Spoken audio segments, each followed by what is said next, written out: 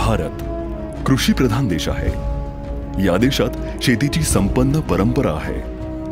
महाराष्ट्र याला अपवाद नाही। समृद्ध महाराष्ट्रामध्ये बहरणाऱ्या पिकांमध्ये फळं, पालेभाज्या, कडधान्य आणि कापसाबरोबर ऊस हे भारतातील प्रमुख नगदी पीक असून 2015-16 साली ऊसाची 52.84 लाख हेक्टर क्षेत्रावर लागवड केली गेली होती। भारतात गेल्या 15 वर्षात ऊस क्षेत्रामध्ये आणि उत्पादनात वाढ तर दिसत आहे, पण उत्पादकता मात्र 69 ते 71 मेट्रिक टन प्रति हेक्टरवर स्थिरावलेली दिसते।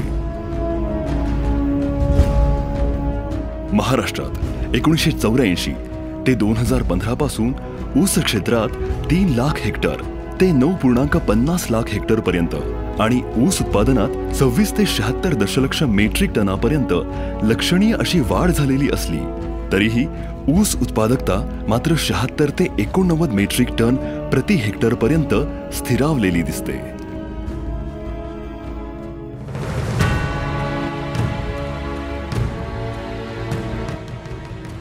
ऊस उत्पादनात वाढ होण्याकरता शास्त्रीय पद्धतीनं ऊस पिकाचं नियोजन करून भौगोलिक स्थिती, जमिनीचा प्रकार, पाण्याचं नियोजन, बेणे रोप लागवड या गरजे अनुरूप सुधारित लागवड पद्धतीकडे गांभीर्यानं पाहण्याची वेळ आली आहे।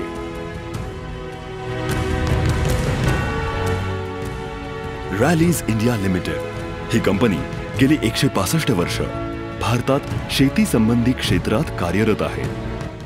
रॅलीजचा उद्देश शेती संबंधी सल्ला देऊन उत्पादन आणि शेतकऱ्यांचं आर्थिक जीवनमान वाढवणं असून त्यासाठी रॅलीज समृद्ध कृषी हा उपक्रम राबवण्यात आला आहे। ऊस उत्पादकतेत वाढ होण्याकरता सर्वप्रथम मोठ्या प्रमाणावर सर्वेक्षण करण्यात आले। त्यातून ऊस पिकाबद्दल मुख्य समस्या आणि विविध गरजा ओळखण्यात आल्या। रासायनिक खताचा डोस वाढवले ते रासायनिक खत महाग झाल्यामुळे ते देखील परवडणं झाले।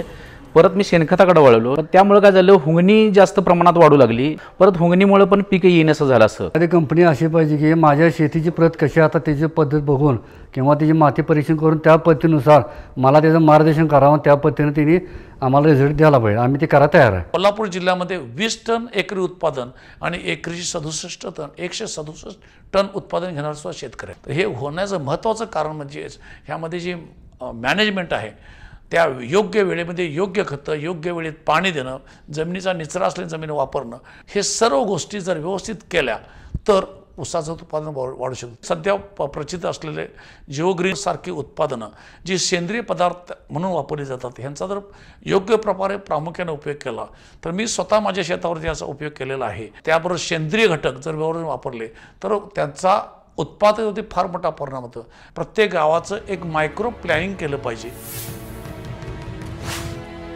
ऊस उत्पादन क्षमता सुधारण्याकरता अत्याधुनिक उद्योग तंत्रज्ञानाचा वापर करून रॅलीजने एक महत्त्वपूर्ण पुढाकार घेतला। डिसेंबर 2016 पासून शेतकऱ्यांच्या आणि साखर कारखान्यांच्या सहकार्यानं खूप मोठ्या प्रमाणावर शेती प्रात्यक्षिकं राबवण्यात आली।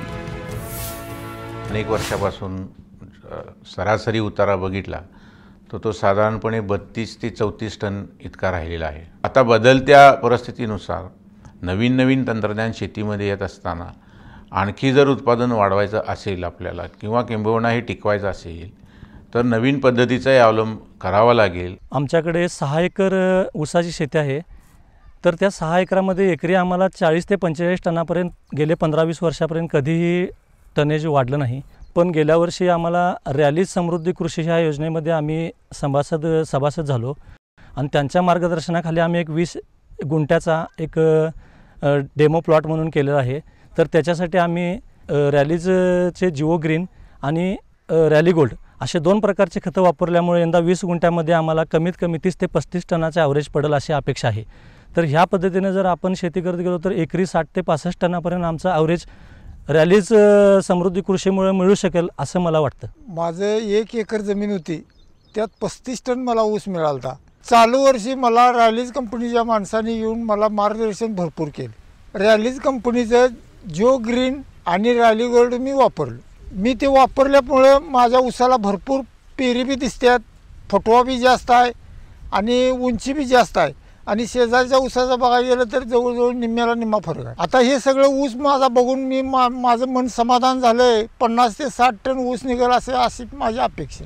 माझी इथे 6 एकर जमीन आहे. मी रॅलीज समृद्ध कृषी अंतर्गत माती परीक्षणानुसार खत व्यवस्थापन केले व चालू वर्षी खर्च खूपच कमी आला, कारण गेल्या वर्षी रासायनिक खतांचा खर्च 24,000 आला होता. माझे गेल्या वर्षाचे ऊस उत्पादन 35 टन, तर ह्या वर्षी मला रॅलीज समृद्ध कृषी प्रात्यक्षिक क्षेत्रात 50 ते 55 टन उत्पादन मिळणे अपेक्षित आहे.